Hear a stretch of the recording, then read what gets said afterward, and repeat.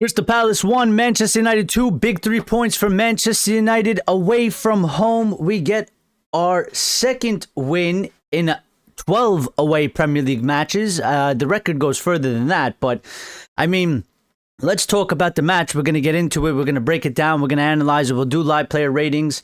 But just initially, man, listen, good fight back. First half was, listen, we started off strong. We faded a bit. And, you know, bad sort of penalty given away by Lenny Yoro. Stupid, bad mistake. I mean, you know, I don't know what he was doing there.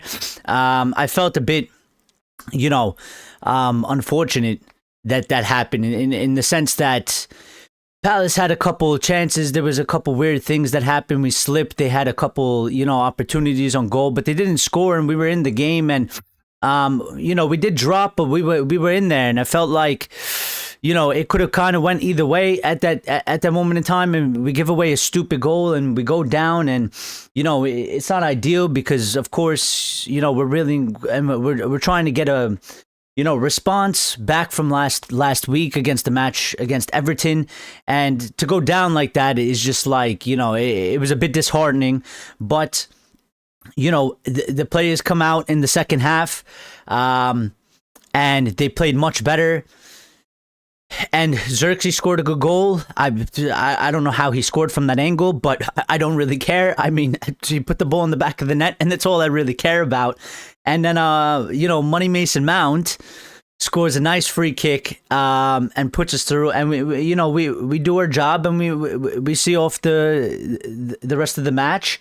And we get the result away from home. And, you know, I said yesterday, I said that, you know, this United team, you know, I didn't really feel confident about this game. I didn't really think that we would come away with a win. But I did say that, you know, United tend to do this thing where when nobody believes in them, they somehow find a way to get a result and get a win. And then when we expect them to win and we make them favorites, they don't pull through for us. And it seems like they've done that sort of again today. So you know, yeah, it's been, you know, it was a good match. I'm happy. You can see I'm smiling because all I want is my team to win. I just wanted 3 points.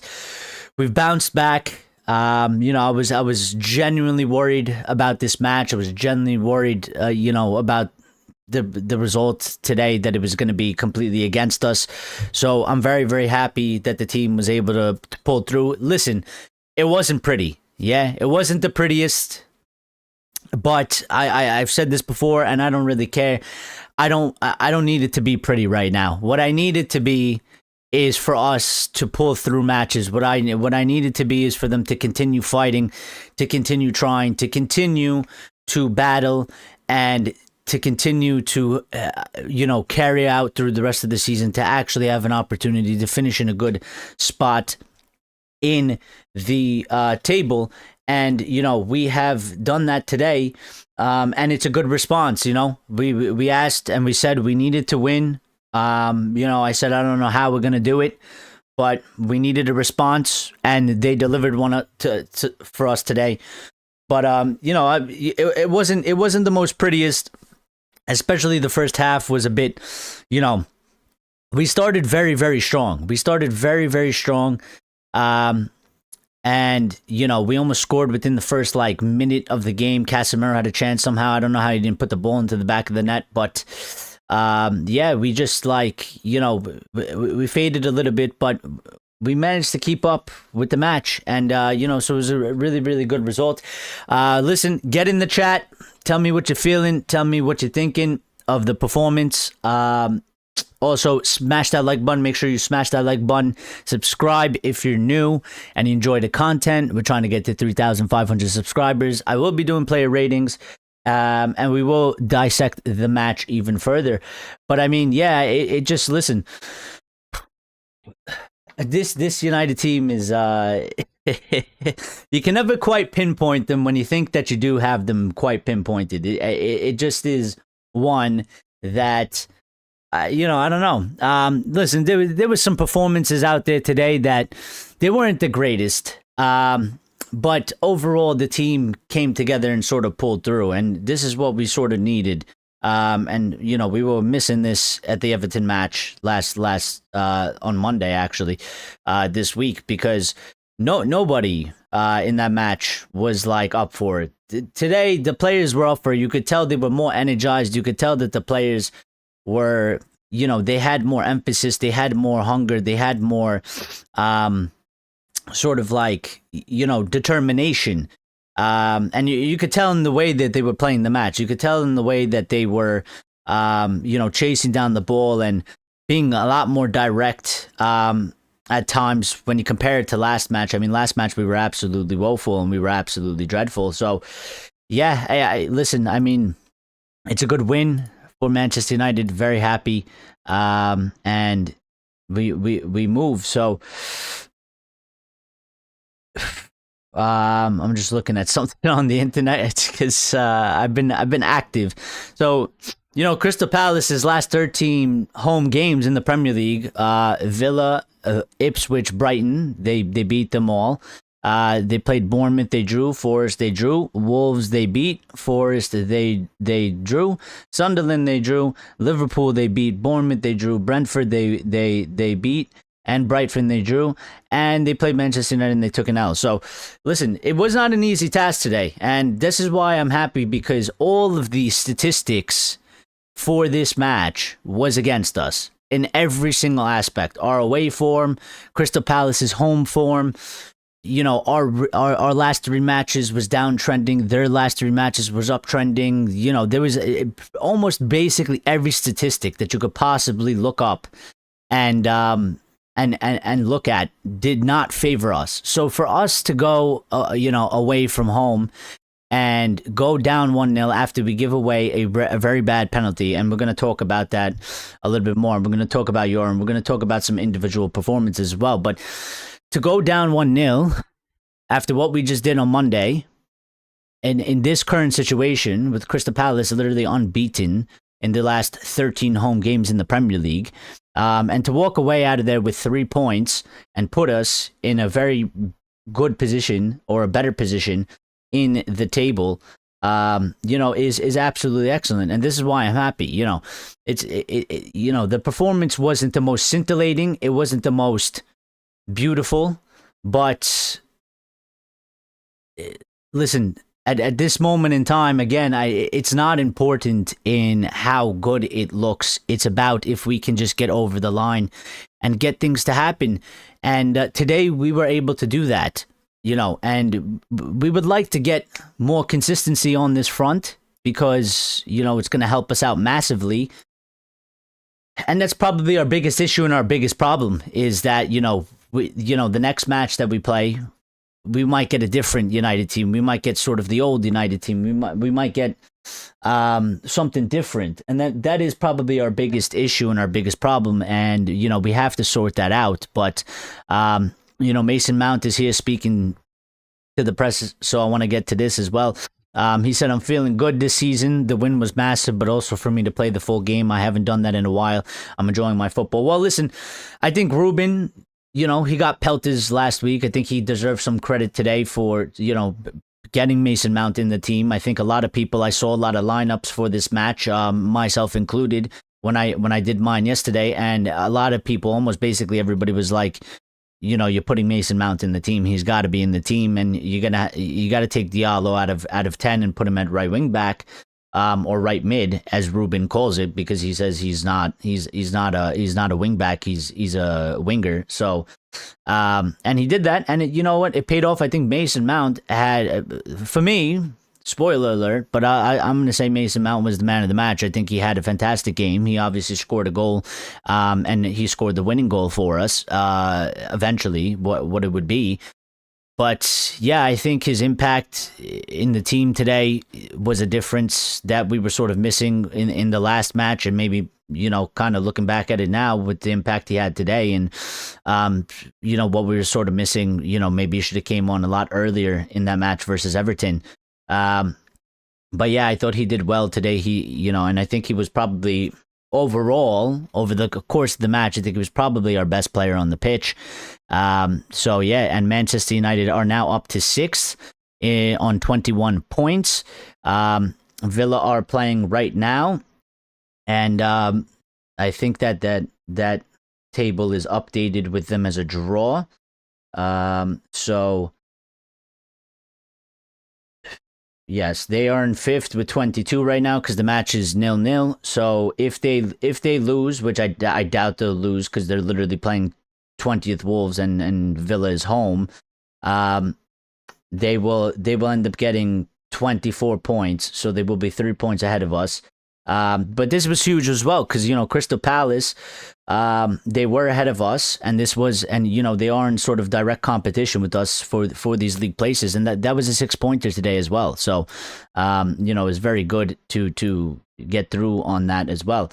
Ray says, "Good win. Your team is unbalanced on the bench. No attacking players." Well, I mean, we're missing 2 of our main attacking players, so it is a bit unbalanced, unfortunately. But we got to make do with what we got. And we got to find ways to win, and we got to find ways to perform. So, Mason Mount, yeah, he said that.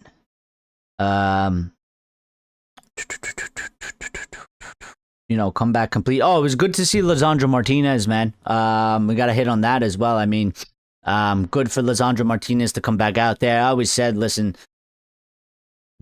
he hasn't played since February of was it this year? This year. He hasn't played since February of this current year. And it's sort of back-to-back injuries like that. Like he only lasted a couple months and then went out on injury. So, it was good to have him back, but, he's always only ever going to be able to play 10, 15 minutes at most. So, he's always going to come on as a sub. We always have to ease him back. He's not going to be able to play, 45 minutes or longer for a decent period of time. We don't want him to get re-injured. And he's got to get back into the flow of things, but it was really good to see Licha back. Very, very happy. I'm sure he's very, very happy to be back on the pitch, to be a player and be out for that long and not be able to sort of, contribute to the team and to your, play with your teammates is obviously, frustrating and, sad from that perspective. But, he's gotten back up there on the pitch. So, yeah, very, very, very good in that aspect. ZIRKZEE says it was all about the 3 points today. Very important. Absolutely. Absolutely. And Mason Mount said we needed to bounce back. I think we showed a good character. I would agree. Still, it wasn't a perfect game. Listen, the first half was a bit shaky. We did make some weird sort of mistakes, like the lit slipping and some of the balls. Like, I think there was one where we won a header and it hit off, I think it hit off Lenny or something like that, and it gave them a breakaway. Luckily, Palace were quite crap in terms of open play, attacking, like finishing. They weren't clinical. And you know what? Maybe them playing in that European match on Thursday benefited us in the second half. Maybe they were tired, and we took advantage of that. I think, Ruben obviously gave them a good talk for Manchester United, and they came out and they played much better in the second half. And, we still have that thing where we can't really do a complete full performance for Manchester United over 90 minutes. So, it's not like we've come in and changed everything and we're completely something different. But yeah, I mean, we are in a good spot now, and this is why we're still in the flow of things. We're still in a position where we're still fighting. So last week or Monday, the world was ending and everything was falling out of the sky, and today it's all sunshine, and that's because the table is tight and we are still in a position to fight. And this is why I will not like, I'm not gonna, I don't see a point in going Ruben out at this moment in time. It just doesn't make sense to me. He still has an opportunity and the team still has an opportunity to do something in this season, and I think that, until that opportunity and that chance is gone, there's it doesn't really make sense to be going out on that, unless you've just not liked him from the very beginning, and that's your opinion, and that's what you want to do. But for me personally, if we're in it, then we're in it to fight. So yeah. What else do we got going on here? Listen, it's good that Mason Mount, is staying fit. Probably a couple of things I need to talk about. I mean, Lenny Yoro, listen, the first 10 minutes or whatever before he gave away that penalty, he was doing all right. He did pretty good. But then I don't know what he was, I don't know what he was doing. I don't know what he was thinking in that point. It was very silly and stupid penalty to give away. It was bad, judgment. It was bad, decision making on his part in a defensive aspect. And he wasn't trying. I don't know what he was trying to do. I think he was trying to get goal side, but the decision that he made to make that movement there was it was just silly. It was like a lack of experience there, an experienced sort of defender, maybe Mateus de Ligt. I don't think that happens to him.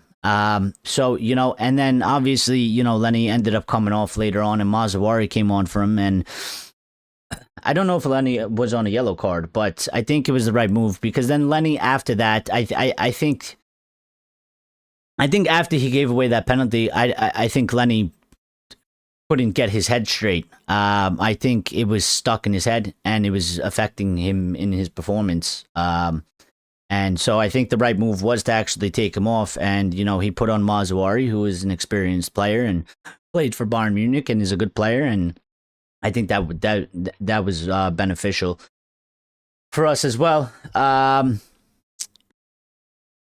couple players and Mbeumo didn't have a fantastic game today. He was, in my opinion, by his standards from what we've seen of him, in terms of that he can be, very exceptional and very impactful. I think he was, very average today. But, it's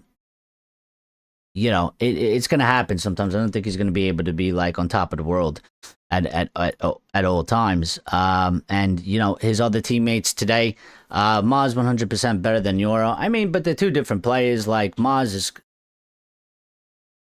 and there's such an age gap. He might be, but I like Maz in the center back position anyway.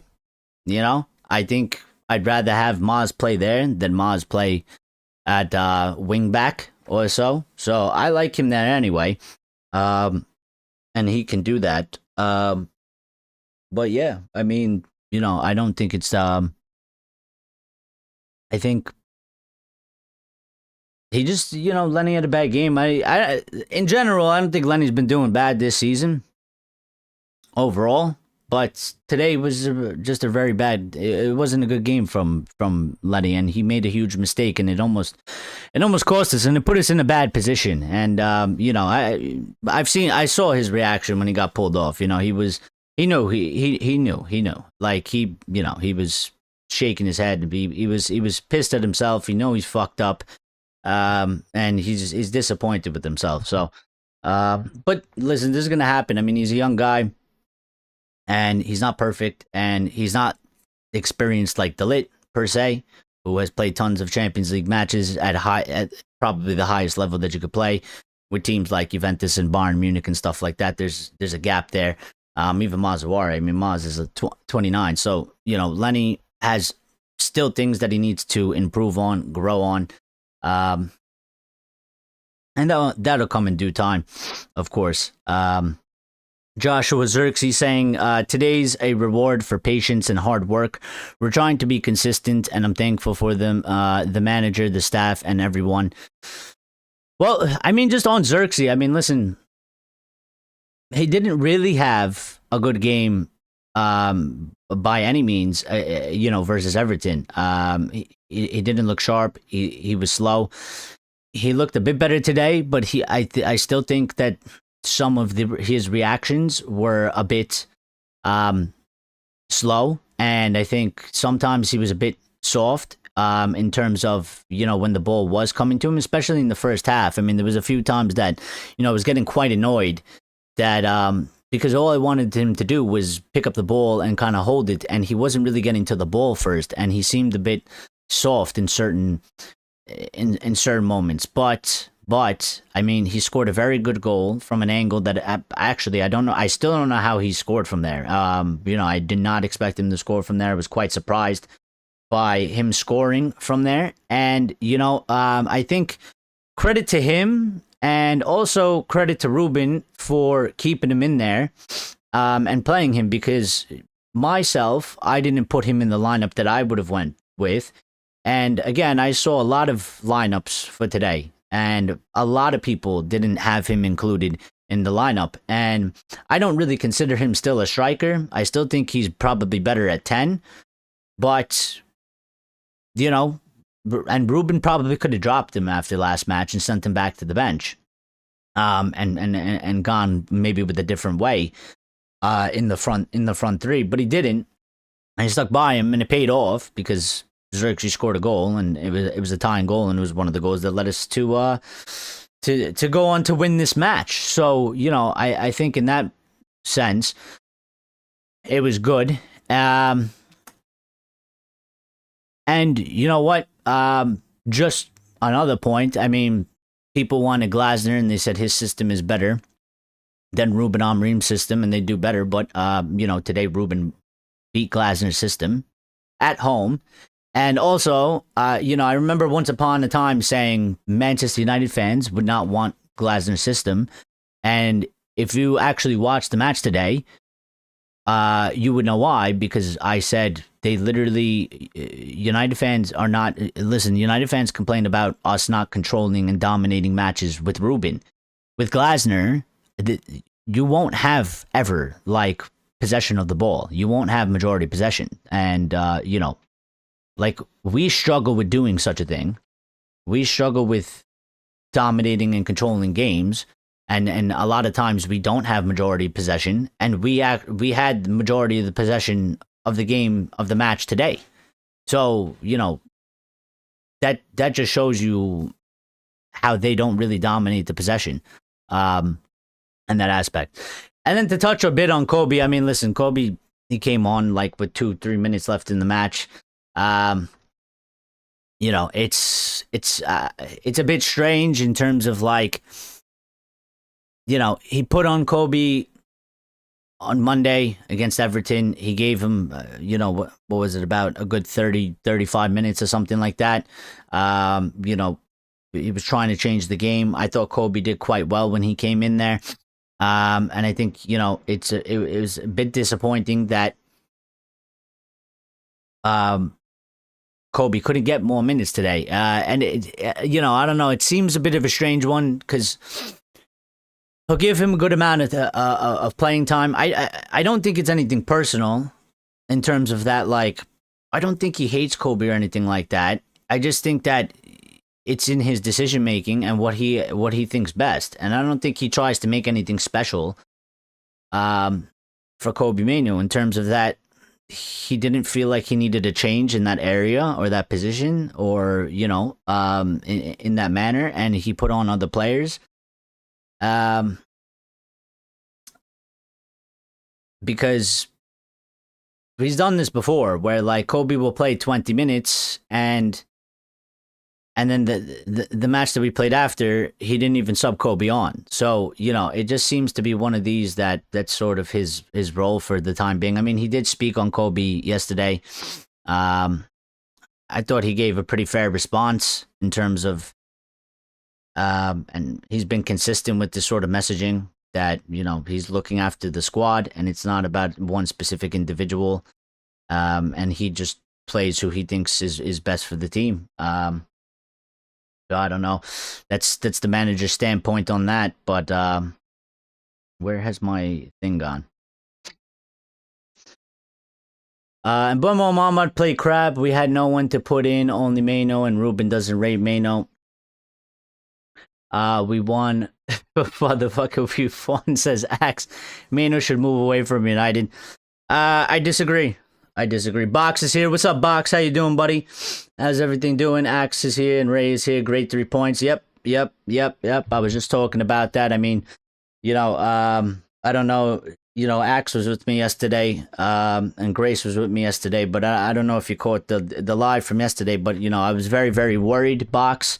I did not think that we were going to be able to get a response. I didn't think that we were, I couldn't see how we would possibly, get a win away from home with the statistics against us and, 1 win in 11 Premier League away matches. And I think if you go back even further, the record was even worse, to a certain extent. But yeah, I mean, very, very poor first half, much better second half. Yeah, I've hit on that as well. I mean, listen, the first half, it wasn't even necessarily like so poor in terms of that. I think it was sort of a mixed bag in the first half, because the first 10 minutes, we clearly came out there very strong with very strong intent and a purpose and sort of a drive. And I could kind of feel it when I was watching. I'm like, the energy levels and the intent is way higher to kick this match off than it was when we were playing Everton and we were home at Old Trafford. We seemed like we had a bit more of a purpose.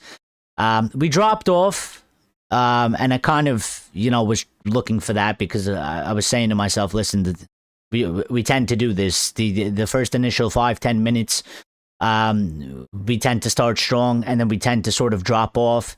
And that happened a bit. And I think, for me personally, I think it was a bit unfortunate in the terms of the aspect of the team that, we gave away, or Lenny gave away, a stupid penalty. It was a really stupid and bad penalty to give away. I don't know what he was doing there. And I felt a bit for the team in general, for us just as a whole, I felt it was a bit, just unfortunate. And, they scored the penalty, and then they had to retake it because it was an accidental double kick, or whatever they call it. And, I was just like, oh, they got to take it again. I was like, oh my God. I was like, maybe it flips. Maybe the luck flips back on us. And I was like, we end up saving the second one. And then obviously we didn't. And Lemons didn't get the mind games correct there, but it is what it is. Crazy inconsistency regarding performances, so many up and downs in the same game. Yeah, I mean, listen, we touched on that as well yesterday. Consistency has probably been our biggest downfall. It's our biggest, problem in terms of it's hard to kind of dictate what you're gonna get from this team. We go into a match, we're at home against 10 men Everton, and before they even got 10 men, we expected to get 3 points. We expected a good performance at home at Old Trafford, and we don't get that. And then you look at all these statistics that are completely against us. One win in 11 away Premier League matches. If you go even back further, it was even worse than that. I don't know the exact statistic, but it was I saw it, and it was worse. It was like something in 31 away. It was like 2 wins or something like that. It was really bad. Then Crystal Palace were beaten on home in 13 matches, and you're looking at our recent three recent match form, and we're two draws and a loss. Palace are a draw and 2 wins. And you're just like, we're bad away from home. How are we possibly going to get a result? And then we end up getting a result. So this team is like, it's such a strange team. When you think that they have absolutely no chance, somehow they manage to do something. And when you say, yeah, we're absolutely going to win and we're favorites, they let you down. I can't really pinpoint what it is about these guys. It is very, very strange to me. Team performance was bad, but hopefully we capitalized based on set pieces. It was about time. Well, listen, set piece goals, I think, were I kind of looked at it the other day. I think we're like fourth in the league for set piece goals, which isn't bad. Obviously, Arsenal, Stoke City, FC are at the top, and they've scored 50% of their goals this season. Has come from set pieces, but I think we're fourth. So, it's good. And I think one of those things is probably, if you look in the sort of in the past couple seasons, we couldn't score a goal from a set piece to save our life. We have increased that, and we have done better in that regard. So it's good that that's happened, because we need to be able to score goals from anything and anywhere, and the more ways we can score goals, the better for us. So if it's coming from a set piece, because we struggled, sort of from open play, and we only got the one. The second one was from the set piece and put us through. So, the team performance acts like, it wasn't pretty, and it wasn't great. I would say it was sort of a mixed bag. I think sometimes it was good, but then other times it was just like it still seemed a bit disconnected. It still seemed like some of the players with some of the other players were not on the same page. I think there was like a couple things, like with ZIRKZEE not being on the same page at times with a couple of the players, playing behind him and stuff like that. But I think that probably has to go to, he hasn't played a lot, and he hasn't played a lot with them, and so I think there's sort of missing chemistry link there. But things have to improve anyway. Well, I mean, obviously they do, and I don't think anybody, whether you're Ruben in or Ruben out or Ruben indifferent or whatever you want to call it, I think everybody will literally say, we're happy with the win. We're going to take it. We want the 3 points. Good for the boys and the lads today. But obviously we're always looking to improve, and we know we need to improve. Even Ruben and even the players, they know, like, it'd be a good win, but we got to continue to step it up. And, I think they're quite aware of that. So, we obviously have to improve. How you get better if you don't get play time? I guess you're talking about Kobe. I mean, I would just say that for me, this is football, and shit happens, and you need to fight for your spot, and you need to wait for your opportunity. That's all it is, to me, And today he got literally 2 minutes. Last time he got a full 30. I think he did well. And going forward, we'll see. Listen, the manager pointed out that last season Casemiro did not play at all. At one point, he wasn't playing, and Casemiro is now starting every single game, and he's still at this football club. So I think from a manager standpoint, I think you can get into the team, and I think you can earn opportunities. But again, I don't think there should be sort of any special exception for anybody. He's clearly, the manager has made a choice, whether you agree with it or not. It's his choice, and clearly Manu is not, he is not the first choice. This is football. This happens all the time. There are players that people feel like should be playing and starting, and they don't. They're not in charge. They don't make the decisions. And the player has to deal with it, and I think, like I've been saying, the only way the player deals with it is when you get put on as a substitute, put in a best performance as you can, try and make something happen, make a big impact, or just to try and take your opportunity and force the manager's hand. That's just the way I see it. I don't think it's I don't think it's as deep as people are trying to make it. Euro been quite sloppy of late. I think he benefits from a Maguire playing in a back three, offering leadership and direction. Well, you know what, Box? I think it could really be that. I think it really could be that. Listen, at the end of the day, he's still young. He's still in a certain sense, inexperienced. Like, if you compare him to De Ligt, he is inexperienced in that aspect. De Ligt has played at the game. He's played a lot more games. He's played at a much higher level. He's played for way bigger teams and, bigger competitions.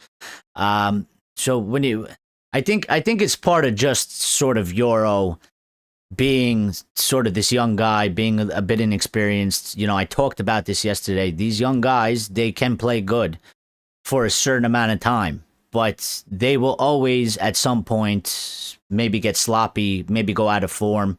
They will hit sort of, I believe the term is purple patch. It will happen, and it happens to them probably a lot more often than you would, than maybe you would say, an experienced player that's sort of more towards his prime or in their prime.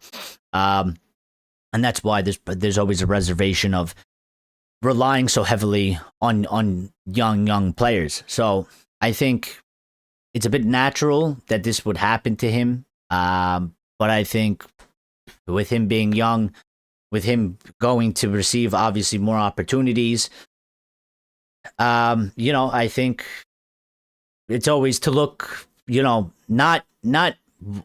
how he's playing when he's playing bad, but how he responds, and where is the bounce back, and where is sort of the response in his game, and how does he handle that situation. Ruben has to prove a lot more. I think a lot of them, Max. I would say, again, for me, my focus is not solely on the manager. I think that the team as a whole, so players and manager included, I think they all have to prove a lot more. Because I don't think we can really still trust them.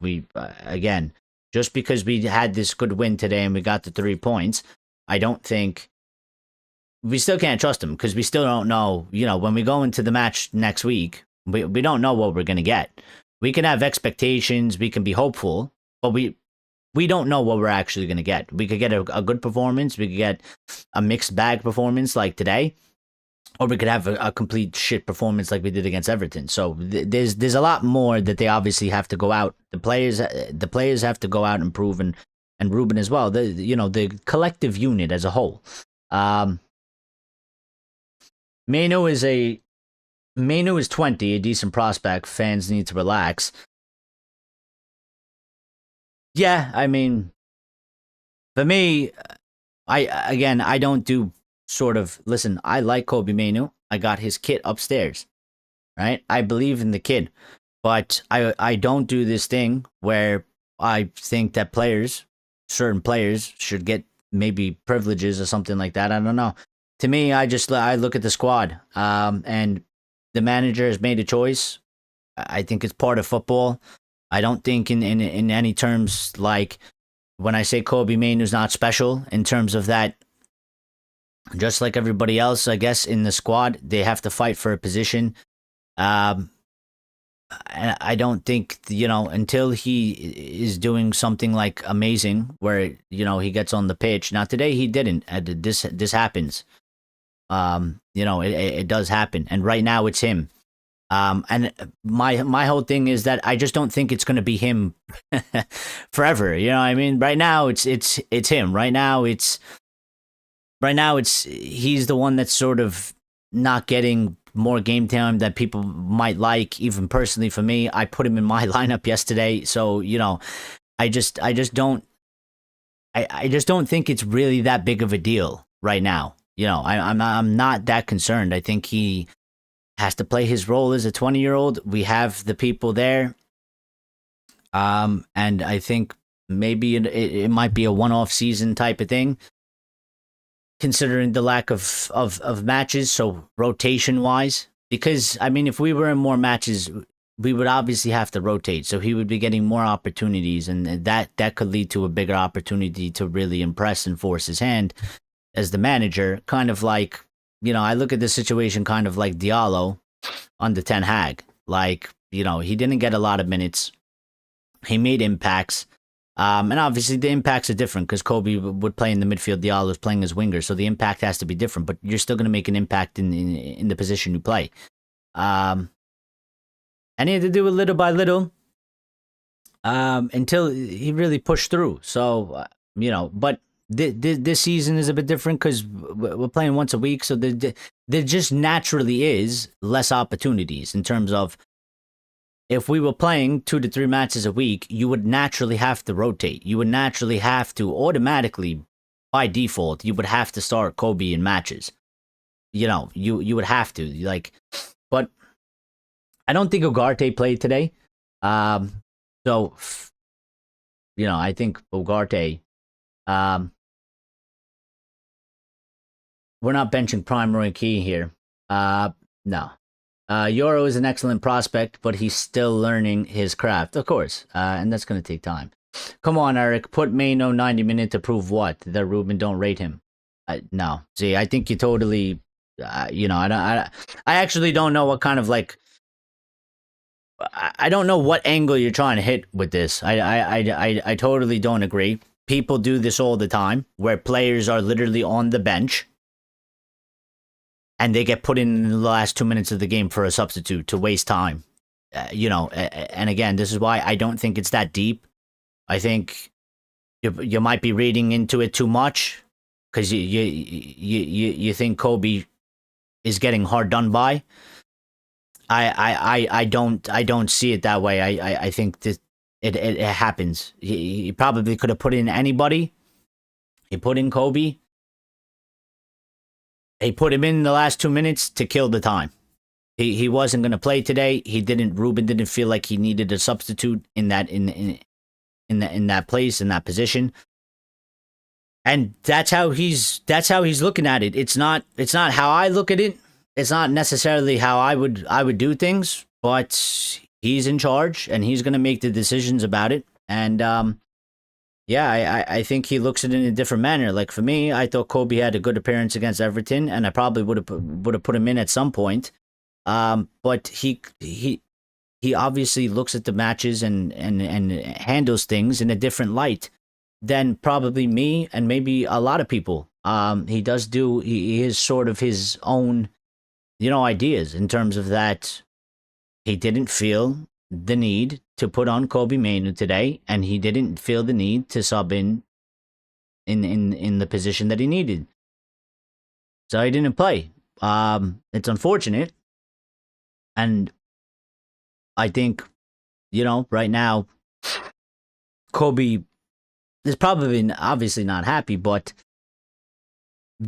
for me, again, it's still part of the game, and I still say, it's sort of fight or flight at some point. You're either going to come through out the other end of this, or, you're just going to give up. So, Euro will never be a top player. I disagree wholeheartedly.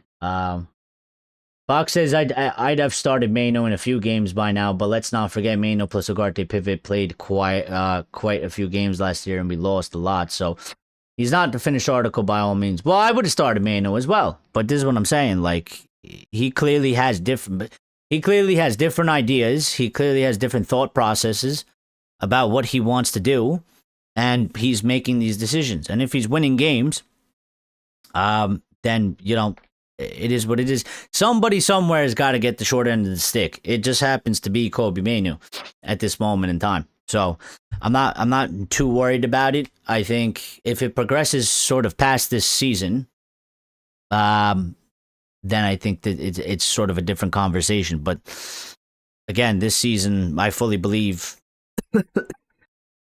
we play one match a week. And then I don't believe in substituting players in for the sake of substituting players in. They gotta have,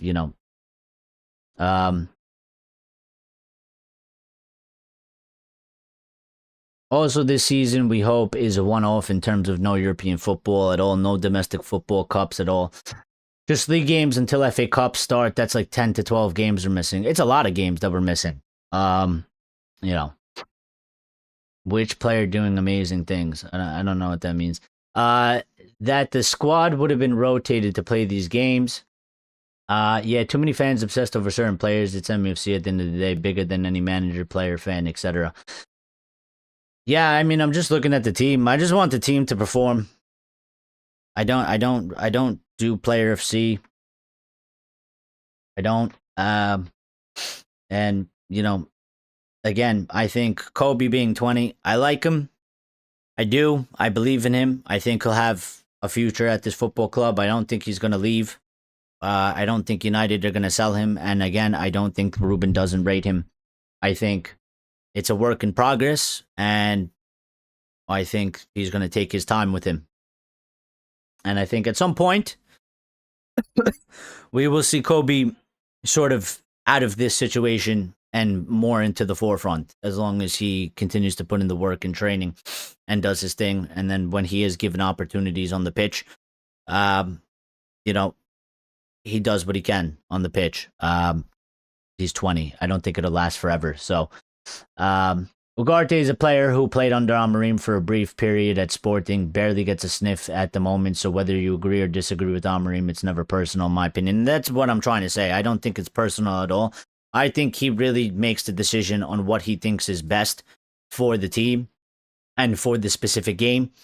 And if somebody's getting the short end of the stick, it's because he doesn't think, that they have done well recently or that they're going to have an impact. I mean, if you look at Ugarte, it was literally his player, and he was very good for him there, and Ruben liked him, and the only reason why he ended up leaving Sporting is because PSG came for him, and Sporting, are going to take money, and they got good money for him, and he's not using Ugarte. So if there was like a personal bias thing, he would clearly be trying to fit Ugarte in. And he's not, because he's sort of talked about this, or it's kind of been said that he thinks Ugarte is sort of a shadow of himself. And of what he was when he was at Sporting, and clearly, like, he's not happy with what he's seeing from him in terms of, in training. He's probably not doing well in training. He's probably getting outperformed in training, and therefore he's not really touching the pitch. So, Axe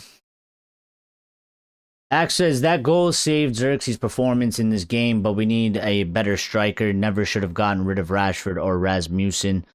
Rashford's not a striker, and Rashford's not doing that well anymore at Barcelona, but I don't hear people talking about him anymore. It's sort of gone quiet on that front. And Rasmus, I always said that we needed two strikers. I said I would have kept him just to have him as a second striker. Ruben's talked about this. He said, how do you tell somebody that they're basically never going to play? But I think it was really that they wanted to recoup the money. But maybe from Ruben's standpoint, that's why he agreed to let him go. But I think from Ineos' standpoint, they probably weren't happy with his performances. They wanted to move him on so they didn't lose more money, and sort of recoup a fee and maybe use it somewhere else. But yeah. Yeah, I mean, listen, on ZIRKZEE again, listen, it's his second start of the season. Before the last match against Everton, he literally played a total of 90 minutes. So, and again, for me, he's not a striker. I think for me, ZIRKZEE is a 10 or nothing for us. But he scored a goal today, and it was good. And I think just naturally, if the more he plays, the more sharper he'll be. So he should be able to do better performances in that aspect, because if you're not, if you played a total of 90 minutes before the Everton match throughout the season, I mean, how sharp are you going to be? How good are you going to be in that aspect? So João Gomez getting January says, lucky I'm with manager all the time. Ray says, Mano easy could replace Mbeumo for the last half hour.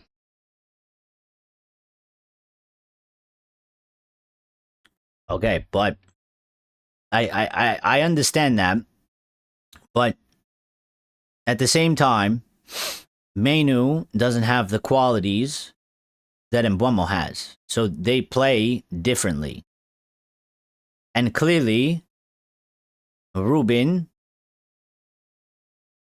didn't feel like taking Mbeumo off to put in Kobe, who's going to play different to Mbeumo, because they are two totally different players.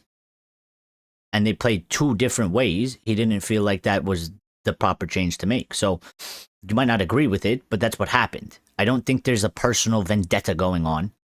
I don't think he hates Kobe Mainu. I think he's literally doing what he's saying, which is he's doing what he believes is the best option right now. I don't think that means Kobe's career is over. I don't think the sky is falling out of the world for him. He's 20 years old. Lots of players have been in this position, and he can turn into a world. He could be a starter next season. Like this has happened to players all the time. There's players. Look at Evan Ferguson at Brighton. He was going to go for 100 million. He's fallen off the flat of the earth. Like that can happen, but you can also be a player where you can come back. So I don't think they're looking to sell him. I don't think he, if he asks to leave, I don't think he wants to leave. If he asks for a transfer, then he asks for a transfer, and you go just like everybody else. We will not keep a player that doesn't want to be here. But I don't think that's the case. I don't think Kobe's going to ask for a permanent transfer. I don't think he wants a permanent transfer. I don't think Ruben wants to permanently sell him, and I don't think the club are interested in permanently selling him. In an ideal world, I'd like to see Heaven get some minutes, or see Leon get a debut, or seeing Lacey come off the bench, but we have to be practical and realistic. I would too, but at the moment in time, I just want the team to get wins, and we need to sort our shit out in that aspect. I'm not really worried too much about individuals and what's happening. The team needs to get 3 points, the team needs to win, and we need to be in the best position possible, because at the end of the day, the only way this current situation changes is if we actually finish in a European spot, we get back into I would want Champions League, but ultimately, Champions League, Europa League, get back in there, and then next season we could have more of a typical normal season where we play loads of matches, we'll need a bigger squad, we'll rotate, people will get more opportunities, more chances, you're playing more matches, so we need to get there. But I would like to see these players too. But clearly, obviously, this season is one that's like, you don't really need all of that until you get maybe some injuries and something like that. AFCON's going to be interesting because, Ahmad, Mazawari, and Mbwema are going to leave us. So that's like, it's kind of like having 3 injuries right there, in a certain sense, because they're not going to be available to us. So we're going to have to see what we do with that. But, bearing in mind, Licha has only just come back on the field and needs game time, and Euro is a developing star who needs nurturing too. A lot of balls to juggle for Amorim and limited games available. Well, there is one thing that I want to sort of bring up. So, like, last night, a quote came out, and I wanted to talk about this, but a quote came out, from Ruben, and he didn't play Patrick Dorgu today, and so Dorgu was dropped, and I think rightfully so, because he was horrible. And there was no way that I would have started him. Now, he's a young guy as well. He hasn't been here for a whole year yet. It'll be in January. And I don't think there's any purpose of saying, throw him out the door, because we typically don't do that. And you work with the guy. I mean, he has an area to work with. He's not 25 and 26 years old. He shouldn't be like, in his prime. He's come from Italy. He needs to transition, and he can still develop. So he's on the younger side as well. And we need to work with him. But right now, he's having a terrible, horrid time. And I think it was the correct call. Take him out of the firing line. Get him out of there. He is one that I believe, at this moment in time, he kind of needs to go to the background. He needs to sort of focus on himself. The pressure at this football club is absolutely immense. If you don't play good, you're getting absolutely scrutinized. He talked about how Dorgu is so anxious on the ball that you can see and feel the anxiety. And, I've seen some people go at Ruben for this. And my whole thing is, unless you're blind and you have zero and no brain, every person in the world can see that.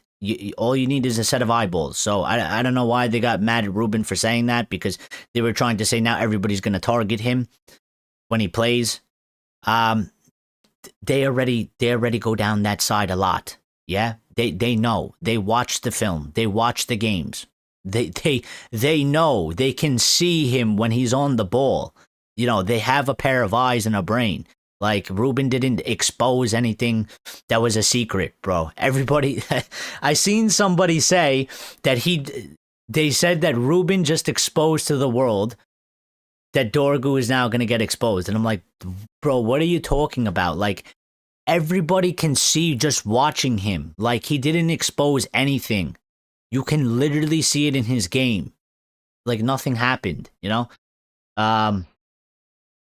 But yeah, and then he's dropped him, and I think rightfully so, because he needed to be dropped. And he's another one. Like, you know, he's not performing well. He's a guy that's come from the Serie A. He hasn't been here for a year yet. So, you know, and he needs to work on his game. And what I think the proper thing to do is, with a player like him struggling, take him out of the starting lineup, and he should have to fight back to earn his place. And while he's doing that, in the background, in training and practicing, work on his game, get better, you know, be less anxious, make better decision making, work on your crossing and passing, and you know, we'll have to use you at some point, and you know, we might have to make subs because it's not ideal for Diego Dalot to be playing on that left hand side as a right-footed player, and he didn't particularly play well, but it was a bit more steady with him there than it was with Dorgu the other day. Dorgu seems to sort of be all over the place, and he just kind of, he doesn't bring calmness like Lemons. He does bring sort of anxiety. He seems to be a bit all over the match. So, yeah. Joshua ZIRKZEE, keep learning. Well done, Mason Mount. Yep.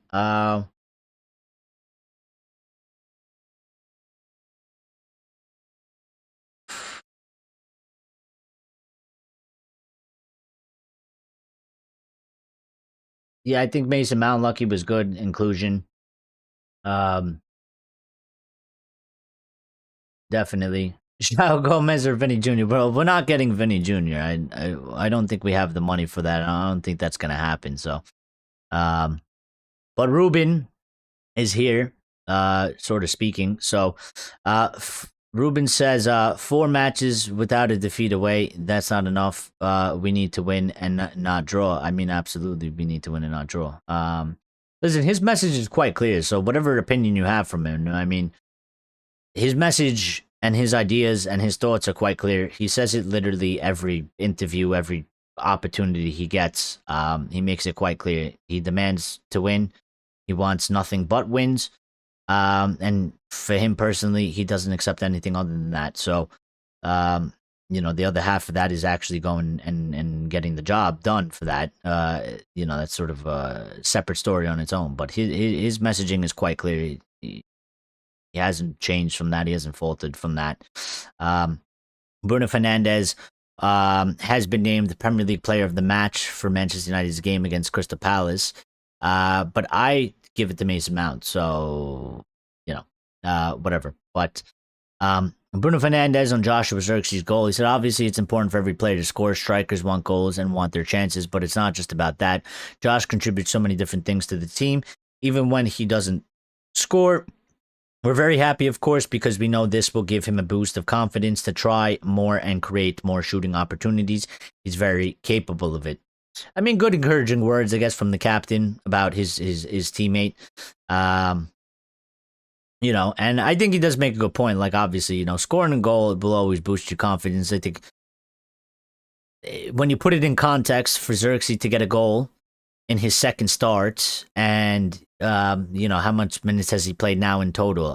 Did he play the full 90? So yesterday, the last match, so it was a total of 180 starting today, and then he's you know, he's obviously added on to that. But to be able to get a goal in your second start, and coming off of that performance that you kind of put in where you were rusty, you weren't as sharp, and you know, it wasn't really a great performance, not just by him but the whole team, but specifically for him. And to get a goal obviously is going to be huge for him, you know, confidence booster. So hopefully that carries over into the next match, because we got to continue to use him.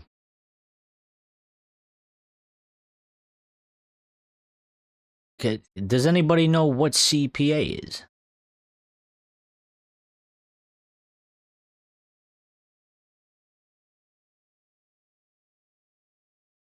Because they said Ruben on the CPA. They said Ruben on the CPA, and he said we work a lot because we have time to work and we learn a lot of things. I don't know what that means.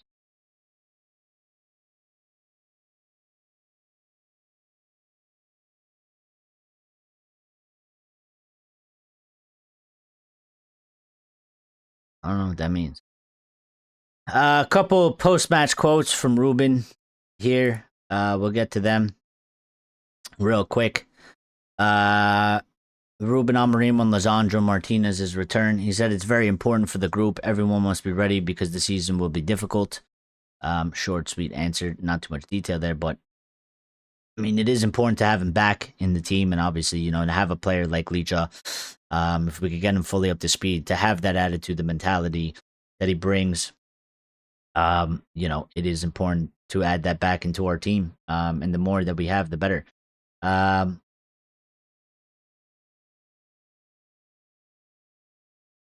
CPA is like some sort of training routine or something like that. Intensive training.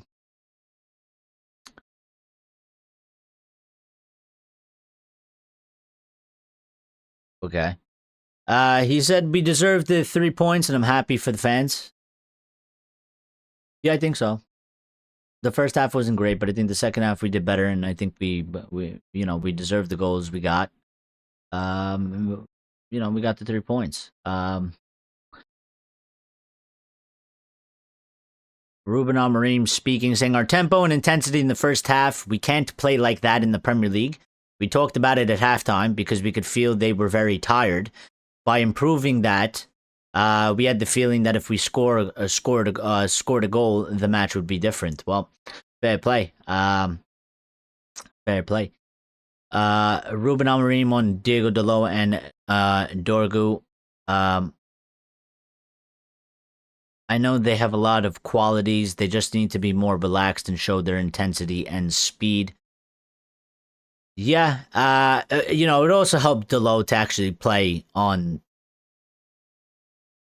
the right hand side, because I don't think he's like, in terms of being inverted. I don't think he's really the player to do that. You know, I don't think he's really great at the whole inverted thing. I think he needs to be comfortable on the right. I think to have somebody inverted, it's got to be probably a different player, maybe a winger type player, somebody similar to Ahmad or something like that, who can kind of use both feet as well. West Ham at home next, yeah, and you know, typical game, we may struggle. And this is what I'm saying. Like, you know, we look at that and we go West Ham, and we're sort of licking our lips because we're just like, you know, we just beat Crystal Palace away, and we didn't think that we were actually going to get a win, and we're like, all right, come on, like bring on West Ham, so let's get another 3 points, like let's get it done, you know, because we're home as well, like, you know, let's get it done. And then like you still have this thing in the back of your mind, you're like, but I can't really trust these guys, because like that's the match where you expect us to go win, and somehow like you just have a feeling that like in some way they'll find out how to fuck it up, which is unfortunate, because you don't want to be thinking about your team that way, and you don't want your team to be like that. So yeah, but Ruben Amorim on Joshua ZIRKZEE, saying he said, ZIRKZEE, it's not just the goal, but also the runs. He also won more duels in the second half. We played better in the second half thanks to Josh's quality. We played better because Josh played better. And see, this is sort of the thing as well here. Like, you know, like, it's going to be interesting because, like, ZIRKZEE was quite out of favor, yeah? And now because Sesko's out and, you know, not even Cunha is available, it's going to be quite interesting to see what sort of decision he makes around this, because obviously nobody had a good performance against Everton, but we had a mixed bag in the first half. We did way better in the second half. ZIRKZEE's included in that, and he scored a goal. So, you know, he's getting an opportunity, whether it's forced or not. He's gotten an opportunity, because that's what happens in football, and opportunities will come around one way or another. And it's going to be quite interesting to see what he decides to do with this, because if ZIRKZEE is playing good and he's scoring goals, and he's helping the team, and he gets in a good bit of form before Sesko comes back, you know, I think there's a very good argument there that like Sesko might be coming off the bench until he can sort of outperform Joshua ZIRKZEE if ZIRKZEE is doing good things in matches, getting assists and goals and holding the ball up and link up play and stuff like that. So and Ruben said I told the players they had to be more dynamic because in that case you occupy more space and you were closer to the ball. That's what everyone did. With a tired opponent, when you increase the tempo and you score quickly, you feel that you are regaining control.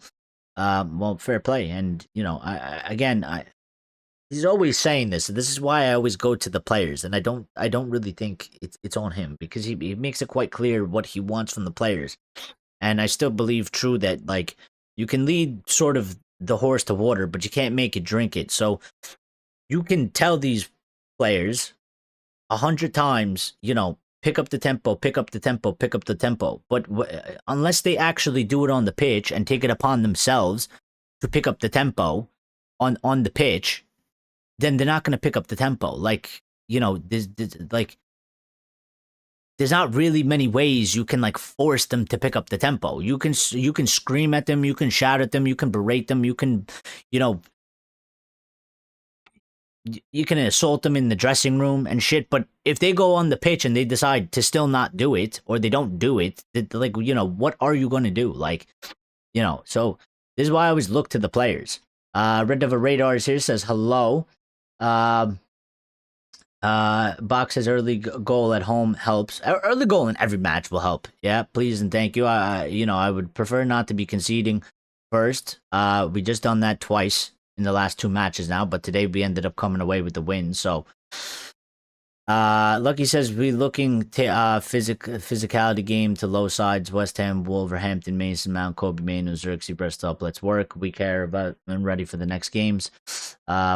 Mason Mount, Kobe Manu, ZIRKZEE, Mateus de Ligt training 3 days time.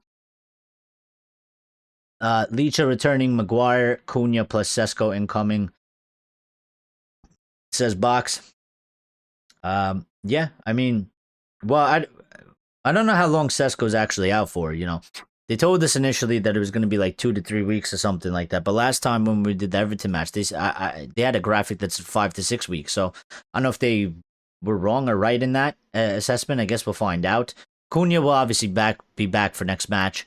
He should be back. There's no way he's out longer than these 2 matches. So yeah, it'd be good to have him. Maguire, I think, I don't know when he should be back soon. I don't think he's that far off.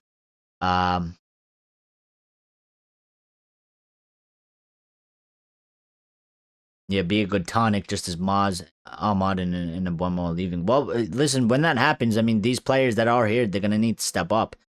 And they're gonna have to, like fill some holes and fill some gaps, and we're gonna need to rely on them. So, and they might be gone for weeks. You know what I mean? So, that wasn't quite a great performance. We still can't dominate the midfield. I mean, but we're not going to dominate the midfield, though. We don't have the midfield to dominate the midfield. So we will dominate the midfield when we get a new midfield and change the midfield. We're not going to dominate the midfield with the players we sort of have. We don't have the players to do it. I thought Wharton looked quite good, and I can see why, they're looking at him and why he would fit good in our team. He's clearly not one that's going to score us goals, though. So again, there's a couple different types of players in there that we're looking at. And when you look at sort of Baleba, Wharton, Elliot Anderson, Stiller, there is some different aspects. Some are better defensively, some are better all around. I don't think Wharton has scored a goal for Crystal Palace at all. That one shot that he took could have been his first one, but it didn't happen. Access, we need to control the midfield. We absolutely do, but we cannot. We are incapable of doing so. I agree with you. A large part of that game, I was very frustrated because the midfield couldn't really do a lot of what we needed it to do. We needed them to regain possession of the ball in certain areas. It would help if we could do it in the opponent's half. When we lose it, we regain it. We were quite open. But we can't. We're not going to be able to do it with what we have. We don't have it. That's why we're looking at midfield prospects. That's why we're looking to buy midfielders in. So, the partnering, the pairing, we don't have great options. It's not. They're not good.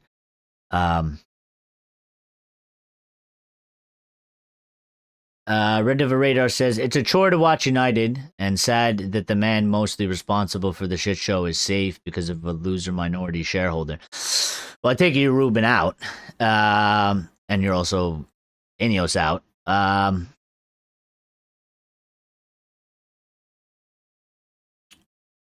I mean, it's unfortunate that you feel that it's a chore to watch United.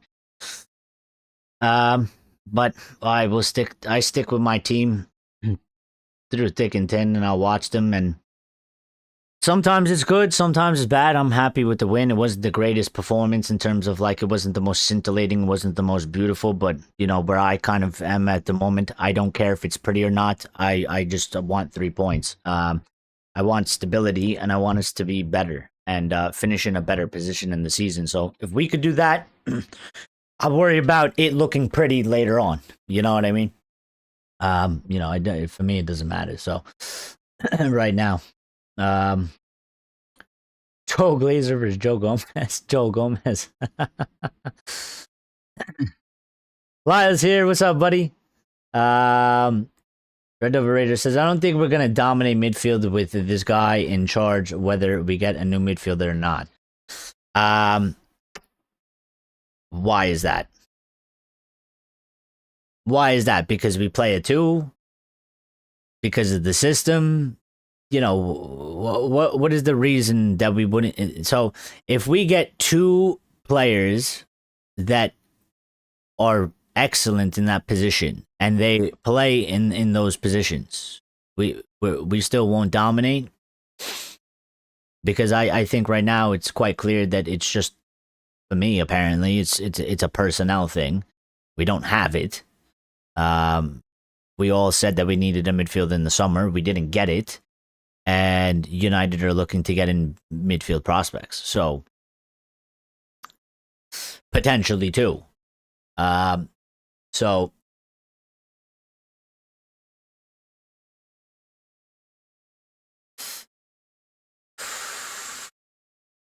Laz says, big 3 points today. I was expecting a showing up of United since that has been our theme this season. We are still inconsistent. We are absolutely still inconsistent. We don't know. I just said this, we have absolutely no clue. We could be hopeful. We could be wishful. We could try and be positive. We have no clue what we're going to do against West Ham. And that's not a good thing, and that's something that obviously we need to sort out. And that's one of the things that, Ruben has to sort of figure out an answer for this team. Because you can't survive that way. You can't survive a Premier League season being inconsistent. And, Grace was the one that said it yesterday on the show. She said consistency has been our downfall. I think it was Grace or Steph. Said, consistency has been our downfall. Now, she was saying in terms of a larger aspect over the past 12 years, consistency has been our downfall. And it has. And it still is right now because we are consistently inconsistent. So, but it is a big 3 points. And, I was quite worried. So I'm quite happy that we were able to do that. I don't care if it was not the prettiest. I'm happy we got the 3 points because I didn't think we were actually going to be able to do it. I kept replaying the whole Everton match in my mind, and I'm just like, if we do anything near that today, I was like, there's just no possible way we get anything out of this match, and thankfully, it was nothing like that match. So, what's annoying is the differences in performances for each half of games. Well, that's another thing, and that's where the consistency goes even deeper. There's levels of inconsistency here. It goes from match to match, and then inside of the match, it goes from half to half. Sometimes it's like quarters of halves. You know what I mean? So all around, like we gotta figure this out. But I think that's what Ruben. He's clearly fighting for that. Like he knows this. He's talked about it before. He's mentioned it.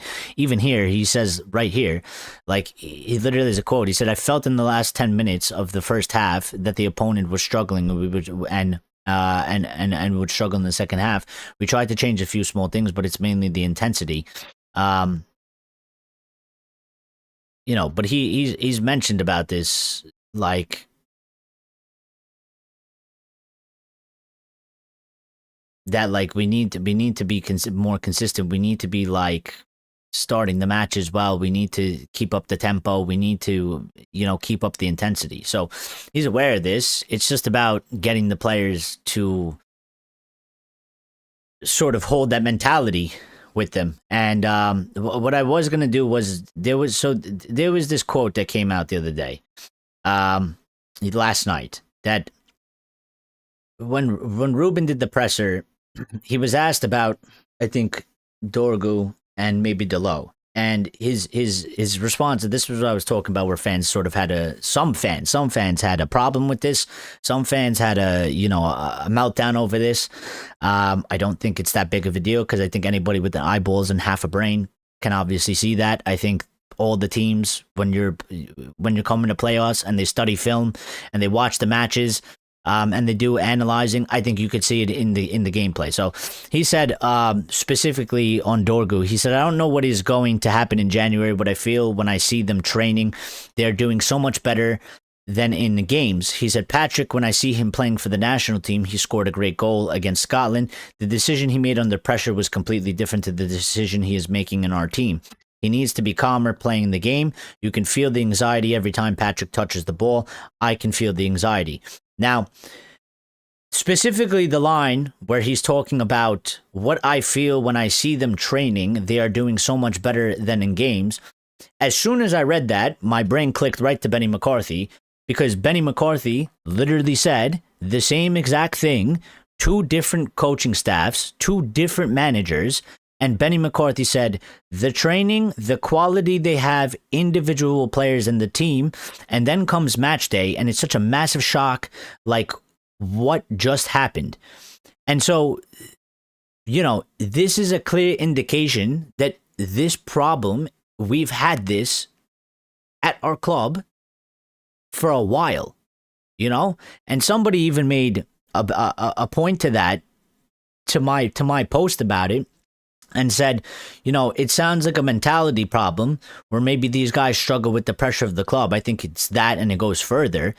And they also said, would explain why they did much better during lockdown period as well. And, I never even really thought about that. But when you think about it, there's no fans in the stadium. There's no, I guess in a sense, there's less pressure. And they did well. There was different players in different teams, but I think this thing has sort of been surrounding our football club, and it's something that we clearly struggle with. And I still believe that, we still have mentality issues. We still have a leadership problem. I think it comes off of recruitment as well. I think we've brought so many players to this club that, don't have. When I say proper attitude or mentality, it's because I believe that you need to be a certain kind of player. You have to have a certain attitude. You have to have a certain mentality to be able to survive and thrive at this football club, because it comes with huge pressure, and not everybody can play here. And so if you're not bringing in these certain types of players, they will crumble. They will fail.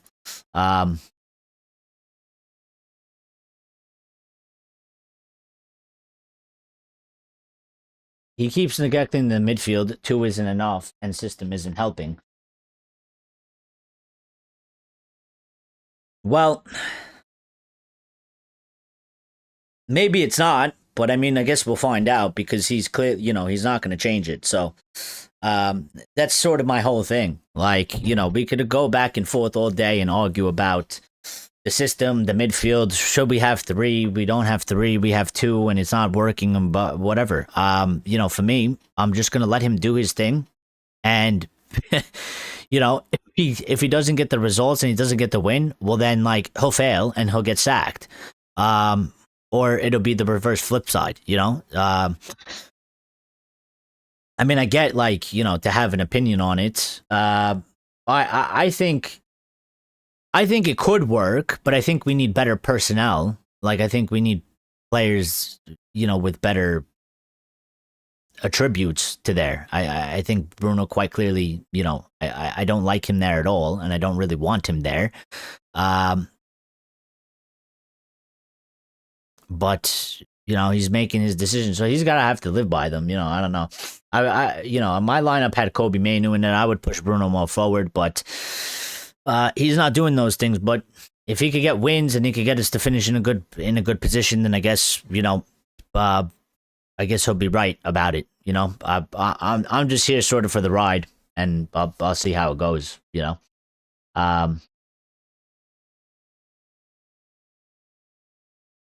I think two may work, but none of our current center mids really thrive or flourish in a two-man center mid. That's how I feel. That's why I keep saying it's a personnel thing. I think if you get two players that have certain qualities and they can play in a midfield too, then I think it can work. I don't think it can work probably right now. And when I look at all four of our midfield options, I don't think it works well. Because not even Kobe.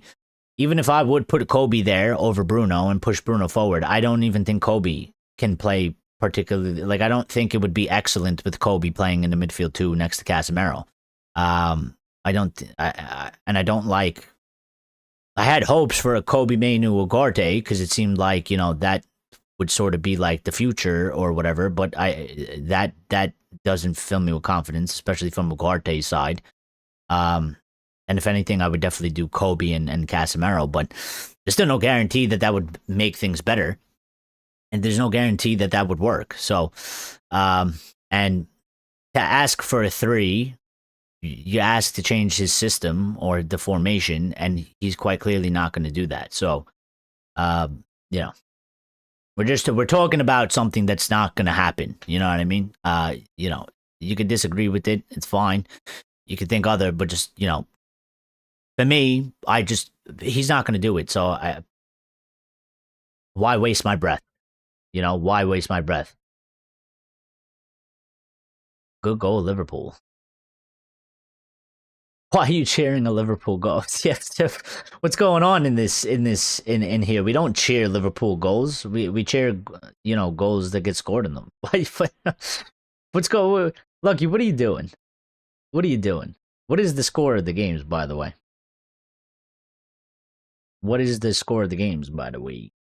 Aston Villa 0-0 with Wolves. 61st minute. Forest are losing to Brighton 1-0, and Liverpool are winning 1-0 against West Ham. Come on, West Ham, do a job. Do a job for us. Get a draw or something. I want all big teams to win. Why would you want that? Nah, look, you lost the plot now. You lost me. You lost me. Probably fantasy points. you got a bet or something going. You got bets. You got money on. You got money on them, Lucky. Listen, if you tell us you got money, I'll let it slide. I'll let it slide. Okay? I'll let it slide. But like, if you ain't betting, if you don't got money on this, or did you take a personal bet with your friends or something? Like, you got to cut your hair or something? Do you got to go bald? Do you got to get a tattoo on your forehead or something? You know, like, I can understand these situations, but otherwise, you've lost the plot. You've lost the plot. Why do you want all big teams to win? I want all teams to lose besides United. What do you mean? I want everybody to lose. I want Liverpool to lose. I want Chelsea and Arsenal to drop points today. Get a draw out there. Yes, put football betting. Okay. Listen. I get it then. You got money on the line. You bet on the teams. You need them to win. You know, for my book, that's the only exception, you know? Like, I've done it before. I've put in some bets on some teams, you know? Like, I have bet on Liverpool to win or something like that. Like, so I actually need them to go and do a thing for me. So, you know, I kind of like to do that because, like, when they're in a role, like, for example, Arsenal or something like that, like, whoever's top of the table, I'm like, you know what?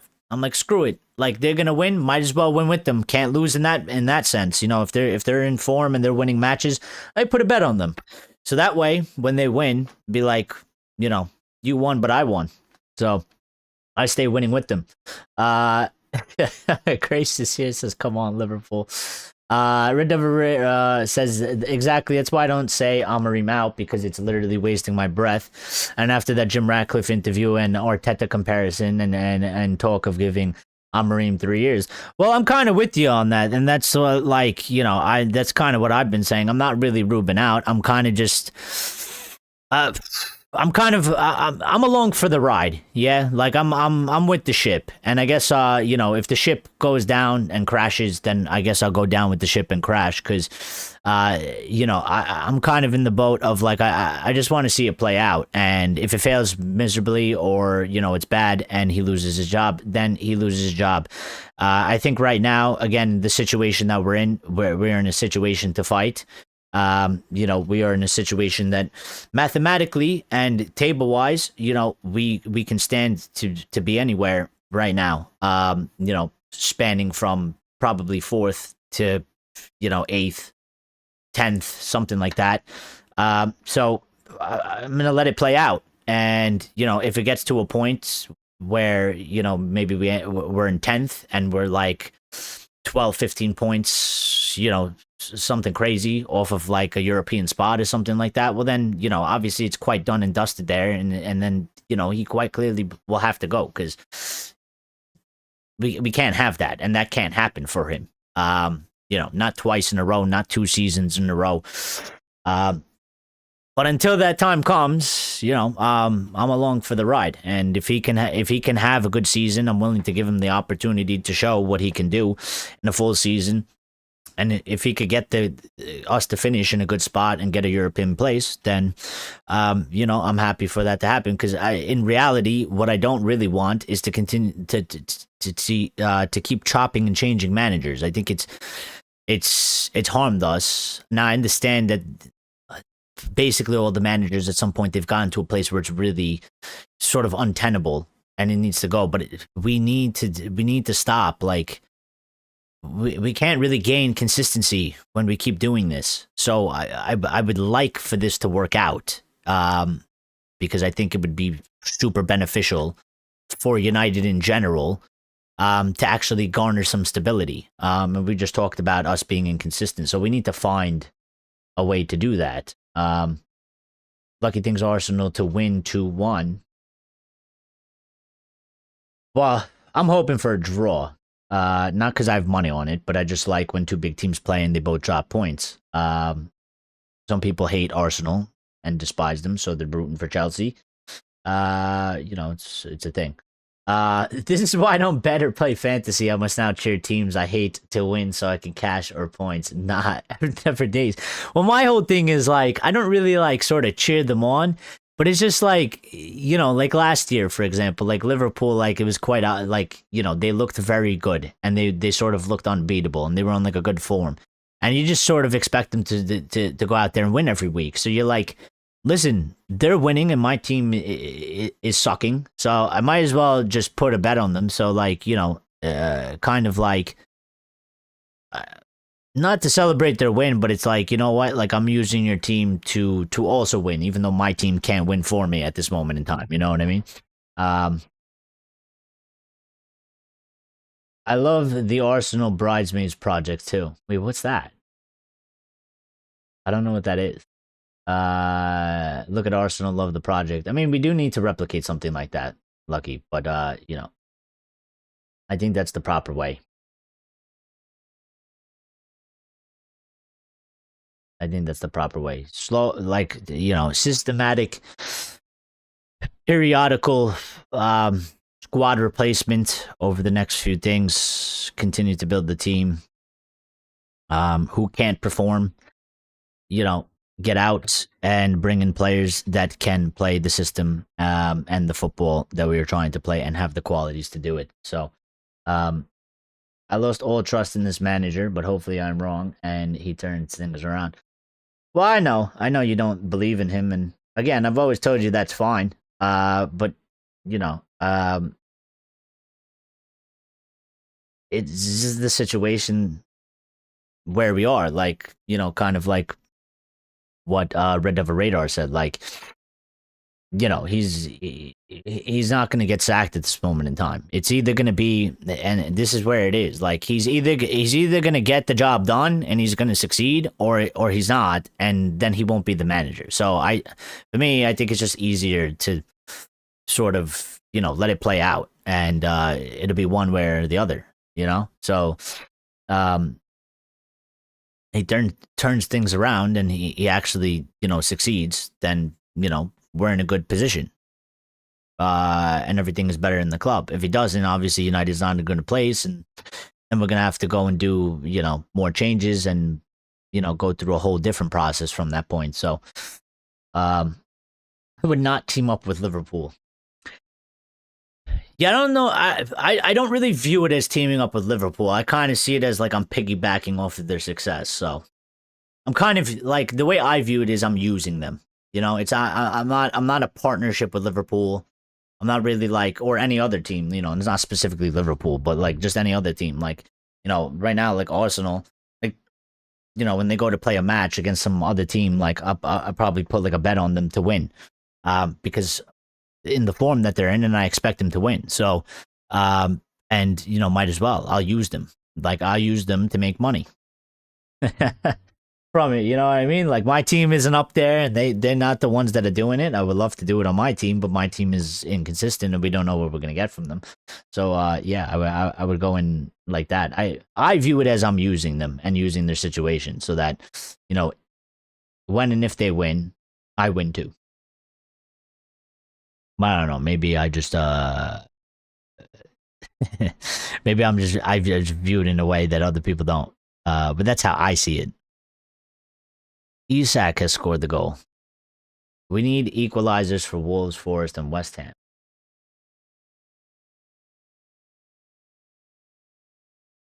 Well, Villa and Wolves are tied right now. 0-0, 71 minute. Yeah, let me take a live look at the table, by the way. That's a good point. Let me see what's going on here. So, Villa right now, as it stands, if it stays level, they're in third on 24 points.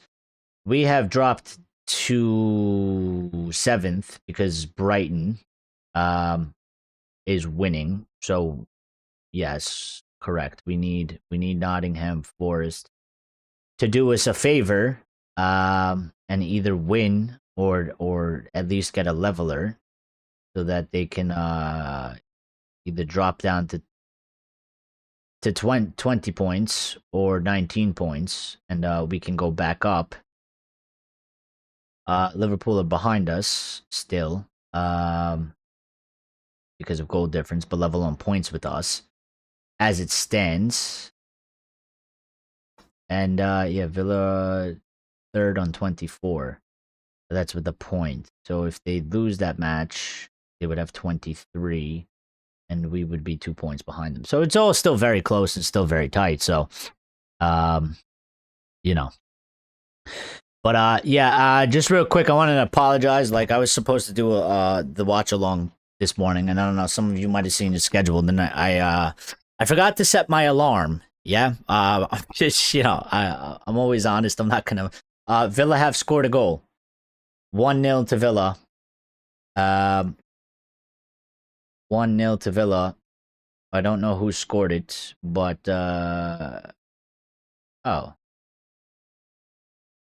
Why did it say it was 0-0?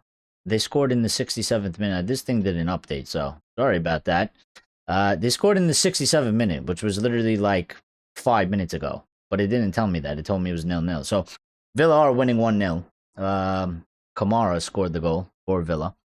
And it is the 73rd minute. Yeah, it's weird. But yes, yeah, I was supposed to do the watch along, and I did not set my alarm. And I woke up at like 2 minutes into the match, and then by that point I was like, to be honest, I probably could have came home, but I was like, I fucked it because I would like to do 30 minutes build up. It helps for the watch along and stuff like that. So I was just like, we just got to take the L on that one. Yeah, so I apologize for that. And then I was quite annoyed because it was like I kind of missed doing it. I wanted to talk about the match. Not when we went down, but when we came back up, I was really excited. And I was like, I wish I was doing this. So I could celebrate it with people live. So we'll see if we do one, in the next match next week against West Ham. I believe we're playing Monday again, so I think we will be able to do that on Monday. I will let you know when we get closer to it. And let's see. I don't think we'll go live tomorrow on Monday though.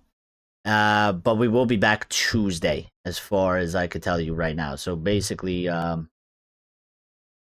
yeah, we'll do a live Tuesday. We'll come back Tuesday, and yeah, I think it was, again, I'm happy with the 3 points. We move, and now we're focused on West Ham, and we see what we get. After Lenioro came off, the centre back looked distraught with his display versus Palace. However, Mason Mount took time to give the 20-year-old encouragement after the game, and yeah, Mason Mount giving him some support. Lenny was very upset. He was. He smacked himself in the head. After the match, he put on the hoodie. He had his head down, walking, to the tunnel and stuff. Mason Mount went over to console him and I guess give him words of encouragement. So, I mean, that's important for players like Mount to do and stuff like that. He's more experienced. He's older. You have to look after these guys. Again, he knows that he fucked up. He knows that it wasn't a good performance today. And, these things are going to happen. As long as he's not doing it literally every single match that he plays, and he's not absolutely horrible and terrible every match that he plays, these things will happen, and it's all right. Like, you will go through a period, or you will have a match like this. It's not about necessarily what you do in that moment. It's not about really, what was the fuck up or how big the fuck up was. It's about how you bounce back from it. How do you react from it? What is the response to this, And that's the most important thing. So, I expect him to be out there for the West Ham match. And, that's what I'll be looking for from Lenny. It's a fresh new opportunity. It's a new game. What is your response? You're not happy with yourself. You're not happy with what you did on the pitch. It wasn't good. And how do you respond to that? Are you going to let it, sort of eat you up and let it carry over into another match and not have a good game and let it affect your performance? Or are you going to sort of rectify it and, hit back and respond? So, yeah, I mean, we'll see how that goes. But yeah, listen, other than that, we're going to get out of here, and we'll catch you on Tuesday. Everybody have, a good rest of your day. Go enjoy yourselves, relax, be good. I think this is probably a little bit too loud, this thing. Everybody stay safe. If anything major breaks, which I don't expect anything major to break, but if it's sort of a big news day, I could pop up on Monday, but my clear thinking is that, Tuesday. I'm shooting for Tuesday. So unless it's like a huge news day, there's a lot of sort of things that come out, which with the United, you never know. Some days are quiet, some days the news never stops, and it's like one after the other, sort of thing. If anything, at any of the times we're going live, the schedule will be, from the very least, any of the days from Monday to Friday, it will be 7:30 p.m. UK time. That would be the start of any show on any day. So, be on the lookout. But Tuesday is a definite for sure.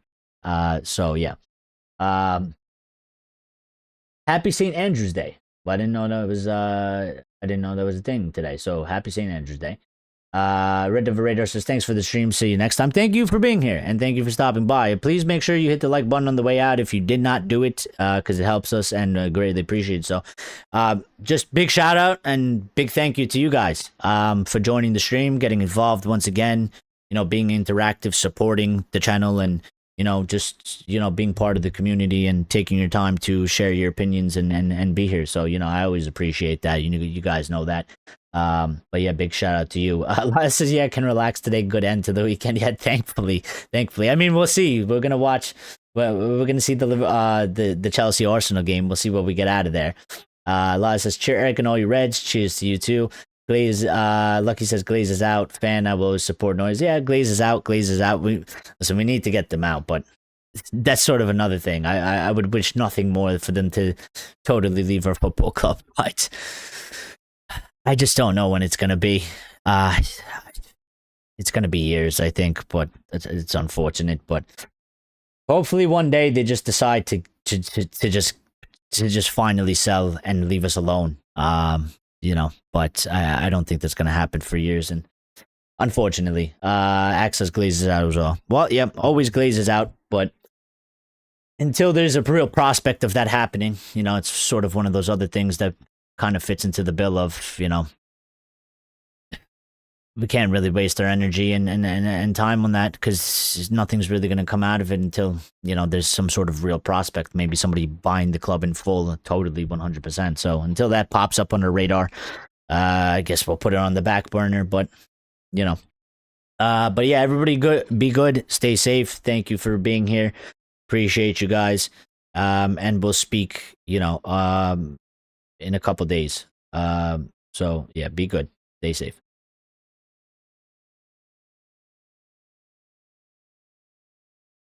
And GGMU, let's go.